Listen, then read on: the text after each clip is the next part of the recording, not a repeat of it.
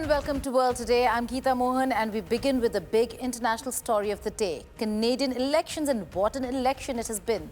A not so unexpected win for Justin Trudeau's Liberal Party thanks to US President Donald Trump, and the biggest upset of all, the main opposition face and Canadian Conservative Party leader Pierre Poilievre losing his seat in the House of Commons to Liberal Party candidate Bruce Fanjoy. There have been many serious upsets this election, but let us focus on the fact that Mark Carney is set to become the next Prime Minister, riding the nationalistic wave against Trump's imperialistic plans. We'll work with the Prime Minister and all parties.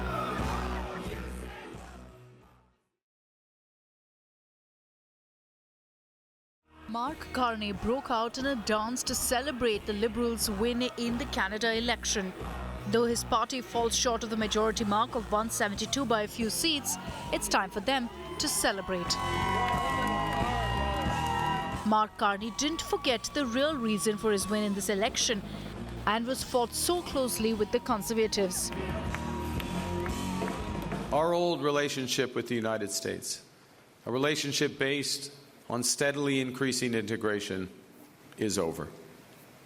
The system of open global trade, anchored by the United States, a system that Canada has relied on since the Second World War, a system that, while not perfect, has helped deliver prosperity for a country for decades, is over. The Liberals capped a stunning turnaround in fortunes fueled by the US President Donald Trump's annexation threats and trade war. The Liberals looked headed for a crushing defeat until the American president started attacking Canada's economy and threatening its sovereignty, suggesting it should become the 51st state. Trump's actions infuriated Canadians and stoked a surge in nationalism that helped the Liberals flip the election narrative and win a fourth straight term in power. You know, I chose to enter politics because I felt we needed big changes in this country, but big changes guided by strong Canadian values. And with this minority mandate, 60-year-old Canadian Prime Minister Mark Carney is all poised to lead the Maple country in the fight against Donald Trump's America. Bureau Report, India Today. A political giant falls in Canada and the ripple effects are felt all the way in New Delhi. Jagmeet Singh, once a kingmaker and a loud voice against India, is out. His party crushed, his influence gone. Now with a political reset, could this be the turning point in India-Canada ties? We may lose sometimes, and those losses hurt, it's tough. But we are only defeated if we stop fighting. Canada's once kingmaker Jagmeet Singh is out, defeated by his British Columbia seat of Burnaby Central. His new Democratic Party collapsed in the just concluded Canada elections to just 7 seats. It is not even enough to qualify as a national party in Canada. For India, this could turn out to be the reset it has been waiting for. Because Jagmeet wasn't just another politician. He was the face of the pro-Khalistani push in Canadian politics, often louder than even the former Prime Minister Justin Trudeau. Jagmeet Singh repeatedly accused the Indian government of assassinating Hardeep Singh Nijjar, and that too without evidence.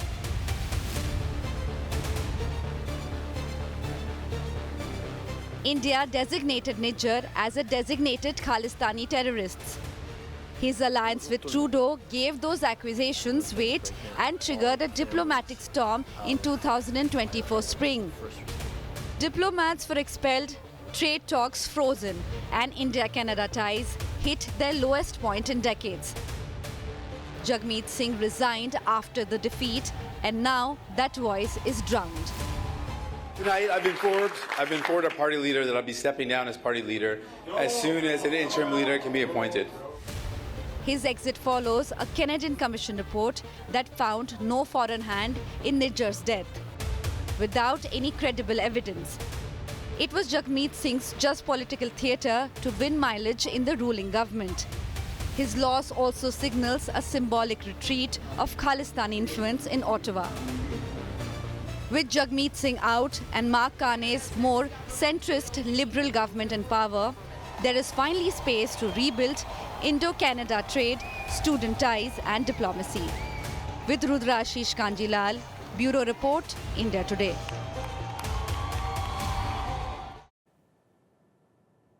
Canadian Prime Minister Mark Carney in his last campaign rally right before the election signalled that he may reset ties with New Delhi when he comes to power, describing the relationship with India as incredibly important. Listen in. It's an incredibly important relationship, the Canadian-Indian relationship, on many levels. On the personal level, with Canadians, many deep personal ties, economically, strategically, very important. There are strains on that relationship that we didn't cause, to be clear, but there is a path forward to address those. With mutual respect. Countries like Canada, like India specifically, can play an outsized role in building an open, shared economy. Dr. Vagish Savarwal, member of People's Party of Canada, also himself a candidate this election. He fought the elections from King Vaughan constituency, joins me to discuss the elections and a little more on India-Canada ties. Dr. Savarwal, thank you so much for joining us here on World Today. Let's begin with the election. Was it on expected lines? Because we do know that a lot of things shifted and changed after Trump's massive policy shift and statements and position on Canada. I believe the election result was a bit surprising. It was not expected, at least a few months ago, that the Liberals would be able to make the comeback that they did. Nonetheless, I congratulate Prime Minister Carney. I congratulate every person who stood in this election. It's not easy to do so. And I hope and I pray that we work together so that we can bring forward the solutions that our nation needs. Dr. Vagish, the fact that over here we're looking at a Liberal Party comeback, how does that play out with India and the past relations with Trudeau in power? Again, a Liberal Party face was not really a happy moment for India. Do you think, like Mark Carney said, he'd want to reset ties? Do you think that's going to happen with India? I believe it will be in the best interest of Canada to reopen that dialogue at minimum. I do not see any advantage of shutting India out. India is it's an emerging superpower, and it will be in the best interest of Canada to engage in that dialogue. That is my personal opinion. Right. Dr. Sabarwal, again, you know, one of the biggest upsets, apart from Pierre Poilievre, was NDP leader Jagmeet Singh. Massive message from Canada, from Canadians, that the Khalistani movement, this anti-India Khalistan movement that took roots in Canada really is not going to work. And the politics of that country is changing with a change and eye towards India. I believe this election has clearly demonstrated that the Canadian electoral system is going towards a two-party system, in which the NDP in this round has lost significant ground. In as far as was the Canadian electorate thinking about Indo-Canadian relationships when they went to the ballot box, I think that may be a little bit of a stretch. I believe at this time, Canadians are primarily concerned about the relationship that we have with the United States of America. And Canadians believe that they need stability, they need the type of leader who can demonstrate calmness. And that's why they've given Prime Minister Carney the opportunity to take Canada to the negotiating table with the United States. And I believe all parties, including my party, we did not prove to the electorate that we can stand up, and we have to accept that defeat. Well, that's right. Accepting defeat with a lot of grace over here, Dr. Vageesh Sabharwal. Thank you so much for joining us. It is an important moment in Canada when it comes to the elections. We'll have to wait and see how Mark Carney takes relations forward, not just with India, but particularly with the United States of America, given the kind of ties and relations that they're having right now and the trouble they're having with the Trump administration.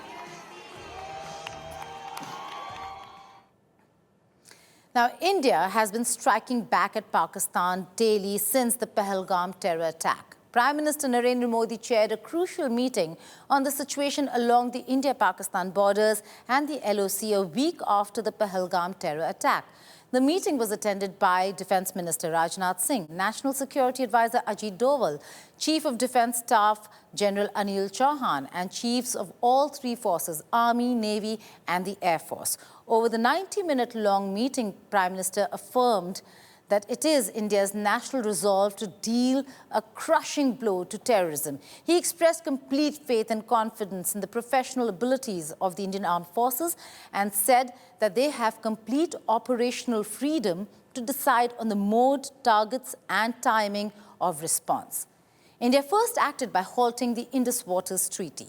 Following the water move, India revoked visas for Pakistani nationals and blocked several Pakistan-based YouTube handles. India has also shut down its airspace and ports for Pakistan as the next step. After India blocked the official X handle of the Pakistani army, it now has blocked the X handle of Pakistan's Defence Minister Khwaja Asif for disseminating misinformation. Now, Pakistan is indeed rattled after India's display of its combat might.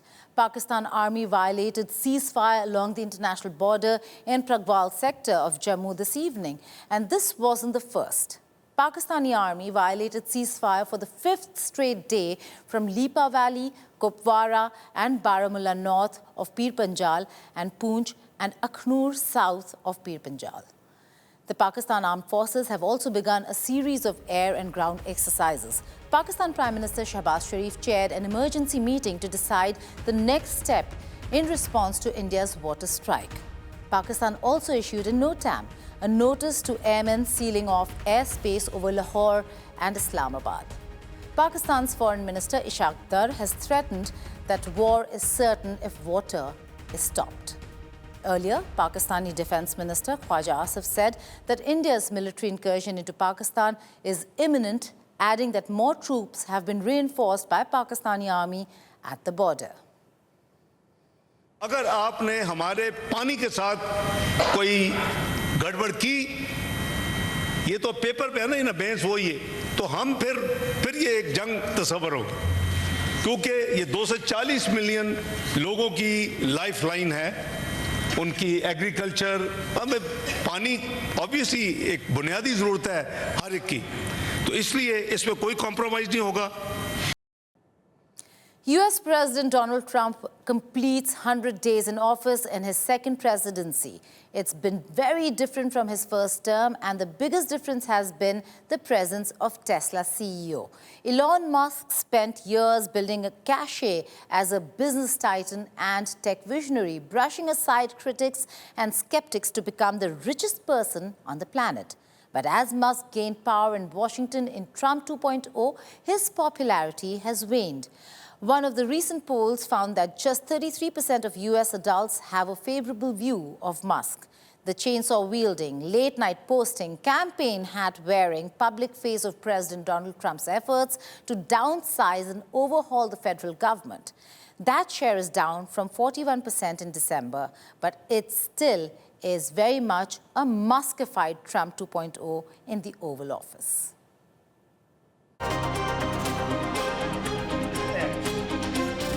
Donald Trump in his second presidency has a strong billionaire backing, active in his moves, Elon Musk.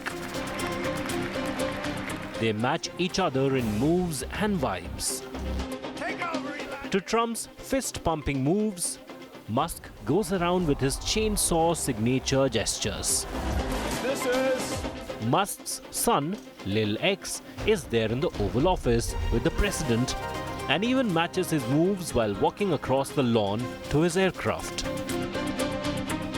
Musk and Trump, and together in this through and through as the Doge chief, Elon Musk has full support from the US president.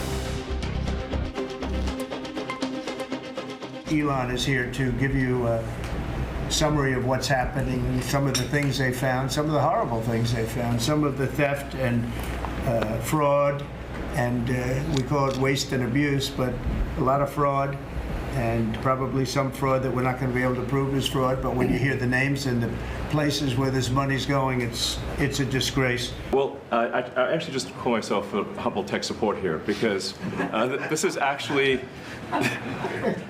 as crazy as it sounds, that is almost a literal description of the work that the Doge team is doing. But this support to the Trump administration has cost the Tesla CEO heavy as far as his business is concerned. His actions as Doge chief got more and more Americans to attack Tesla in America. Musk's support for right-wing leadership also hit his Tesla showrooms in Europe hard with protests. So much so that Elon Musk himself admitted that his political action is costing his entrepreneurship adversely. There were speculations that he might quit White House administration, but then he had the president standing by him.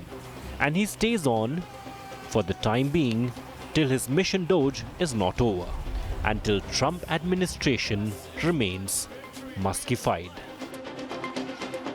Bureau Report, India Today.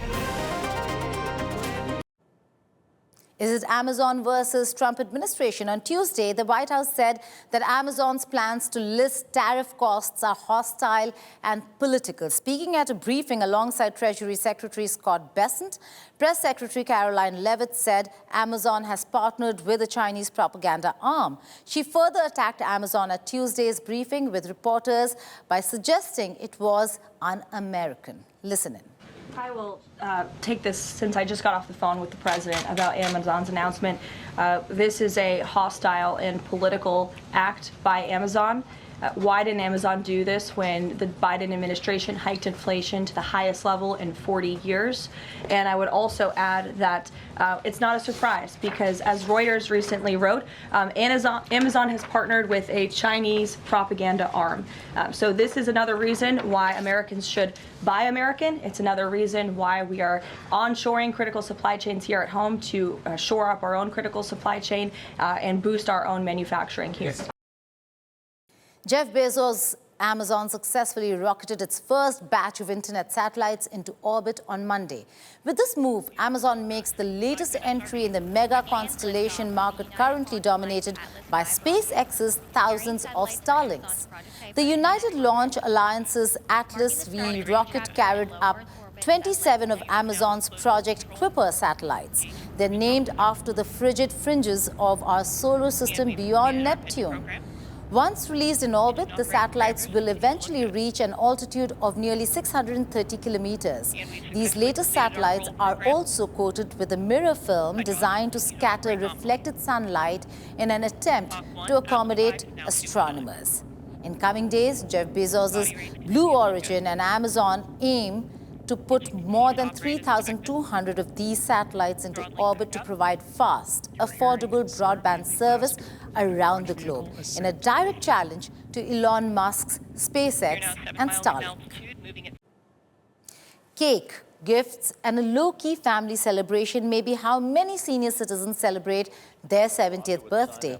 But that's not how NASA's oldest full-time astronaut, Don Pettit, wanted his 70th birthday to be celebrated.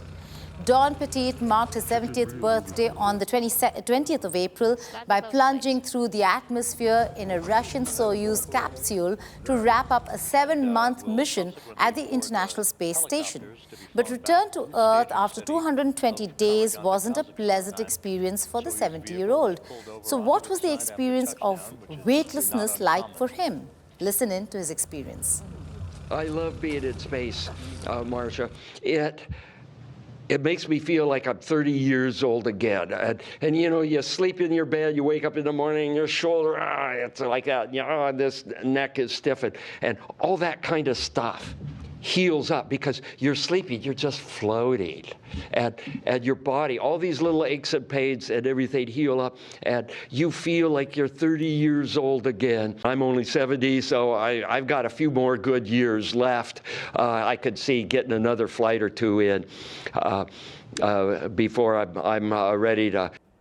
Though he admits that the whole experience of weightlessness made him feel decades younger, with everyday aches and pains vanishing, Pettit threw up all over the Kazakh steppes upon touchdown, the result of feeling gravity for the first time in 220 days.